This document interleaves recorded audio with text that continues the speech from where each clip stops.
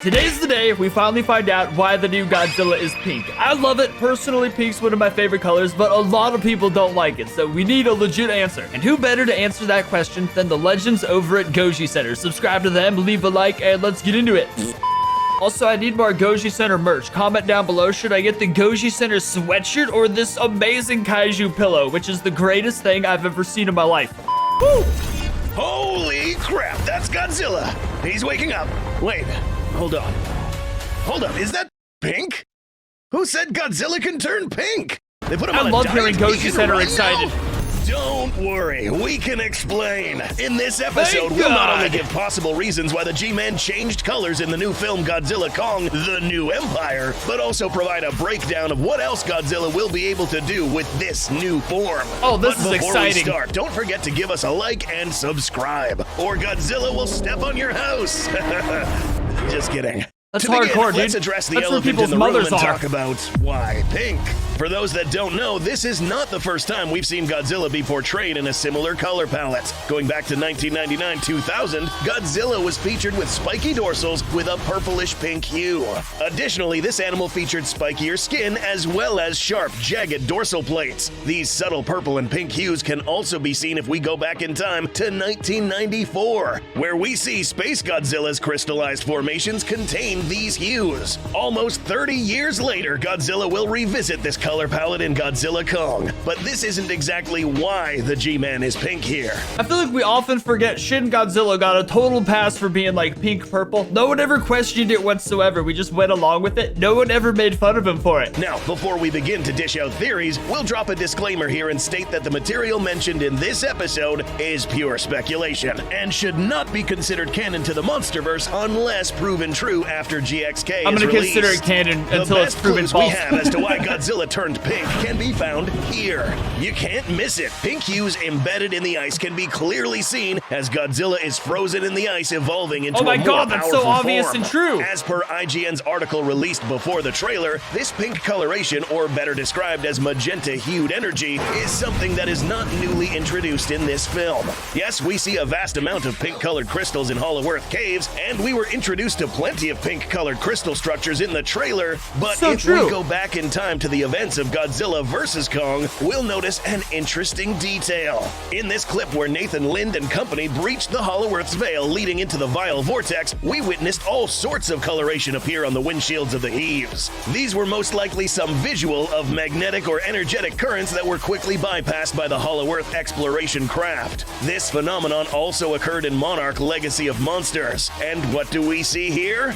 Pink, indicating that this coloration, along with the blue color signature, could be one of the several energy forms found down here. Keep in mind that this is science fiction, so not everything will align with the actual science. I believe it. I believe it all. An interesting takeaway from this is that the color signatures or hues seen so far displayed by Hollow Earth phenomena closely resemble that of auroras. What are these? These are light displays that happen as a result of disturbances to the Earth's magnetosphere caused by solar wind, which happens to be highly radioactive.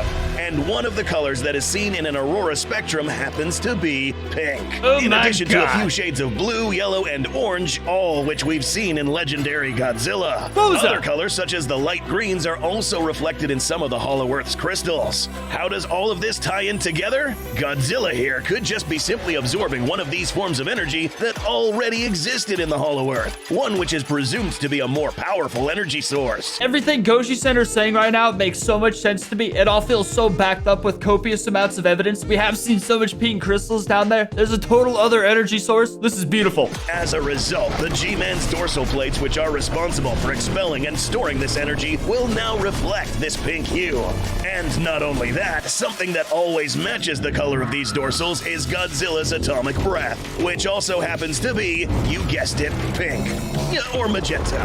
Note how we haven't seen how this pink atomic gonna call breath it pink. reacts upon hitting the target, But it is it's magenta. likely that it will produce a different type of destructive damage. Is it hotter than the blue? Well, it's hard to tell. Note that blue-colored flames are one of the hottest, if not the hottest, in the temperature spectrum. Oh, damn. Magenta isn't really found here at all. Oh. But looking at the RGB color spectrum, we find that this color is the combination of red and blue, the hottest and the least hottest of these, making the effects of the new atomic ray a mystery. And and definitely up for grabs in this cinematic universe. So it may or may not be more powerful than Godzilla's blue atomic breath. Back to this clip, we find that this color is not exclusively found in crystals, but in forms of energy that take some sort of organic form as seen here, almost looking like veins of some sort serving as conduits for this energy. Ooh. Yes, this stuff is probably an extremely strange form of energy that humanity doesn't understand.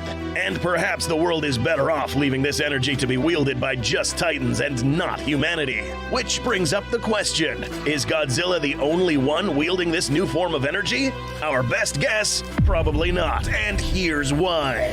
Now that we kind of have a good theory of why Godzilla turned pink, we need to think of the purpose behind this evolution. Ooh. Note that this said more powerful form is probably a response to something that happened before this evolved state. Before, Godzilla used to glow blue, wielding energy that was probably surpassed by another foe. That's right, something or someone caused Godzilla to go take a nap and evolve. Perhaps someone who is also wielding this power. Who? Oh my God. It's common knowledge by now that Scar King isn't going to be the only big kaiju around here causing problems. There is some cave art floating around originally found in Call of Duty's Warzone Godzilla vs. Kong event showcasing this creature, who was confirmed to be also appearing in Godzilla Kong.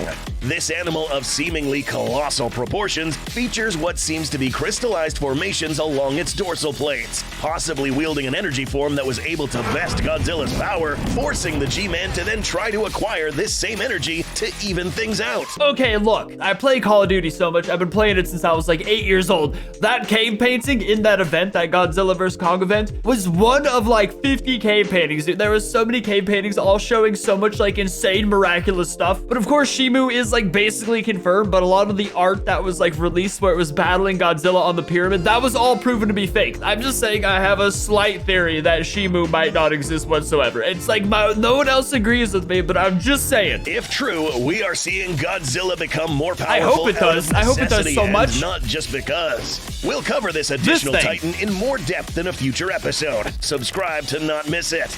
This new energy that we are introduced to did a lot more than just make Godzilla glow pink. The absorption of this energy came with more interesting side effects. That's right, legendary Godzilla is seen to wake up with a few relative upgrades, if you can call them that. Beautiful. Godzilla is now seen to be a lot more leaner, especially from the abdominal area and thighs. The advantages of this evolution are the following. Less weight to move around, allowing Godzilla to run even faster than before. I love them. I love the design. Bit bizarre, but makes some sense given that these new, less heavy appendages do allow Godzilla to lift his knees higher and make much longer and faster strides, making him much faster than when he charged Ghidorah in King of the Monsters. The disadvantages of being leaner would be the possibility of being lightweight. This weight disadvantage would be offset if Godzilla grew much taller, but this doesn't exactly seem to be the case. However, one indisputable upgrade is the presence of longer, more muscular armature. Godzilla isn't too bad at using his forelimbs for combat. In fact, he's actually pretty good. But now, in this film, he'll not only have better reach, but also be able to use them as an extra point of stability. Longer arms such as these would easily allow him to take a more effective quadrupedal stance, allowing him to stand up faster, crawl, or even climb. We can expect Godzilla to be an even more fearsome combatant thanks to this new design. Frankly, this was actually required for Godzilla, since Scar King will most likely be a strong and agile combatant. The new Titan? In some cases, it also helps a lot if you're much more agile than the big, heavy Shimu, opponent. I hope it does. Godzilla has one last set of upgrades courtesy of his last evolutionary nap. The elbow. If we look closely, we'll see that Godzilla evolved to have more thorny skin, most notably on the brows. These glowing formations were not there before, making him look more fearsome. Additionally, another spiky upgrade seems to be on the tail. If Godzilla's tail wasn't already OP, capable of flooring 121,000-ton kaijus with one swipe, this tail is now armed with thagomizers. A total of 4 to 6 dorsal plates that appear on the tips of this tail. Whoa, anything on the receiving end of this will have to endure the entire force of this tail on these smaller tips, making this a potentially that tail already one-shotted Male Muto with one well-placed hit. Yeah, that. We've seen what a supercharged dorsal can do. Now imagine what a dorsal packed with centrifugal force, high temperatures, and sharp tips can do. Death is is found on the end of this tale. That's so If you amazing. enjoyed this episode and don't want to miss the next breakdown, don't forget to subscribe. Thanks for watching, and we'll see you in the next episode. Dude, not gonna lie, this Goji Center video explains so many things so beautifully, like the Hollow Earth energy. Pink energy does exist so often throughout the franchise, it makes so much sense that he would harvest it. And those additional spikes, I thought they were gonna discuss the elbow spikes he gained, but tail spikes, that's so much more epic, dude. That's gonna be so crazy. I'm so excited for this movie. This just got me, and I do hope Shimu exists, because obviously we need more big epic kaiji. Scar King could be like Kong's villain, but Godzilla's gonna need his own villain, because I'm pretty sure Godzilla could kill any ape. Like, Scar King doesn't even have a freaking axe to draw away the atomic breath. He would just get sliced right in half. So yeah, Godzilla does need his own villain. Either way, this was epic as all hell, though. Leave a like, subscribe to Goji Center, comment if I should get the pillow or the jacket, and I'll see you next time.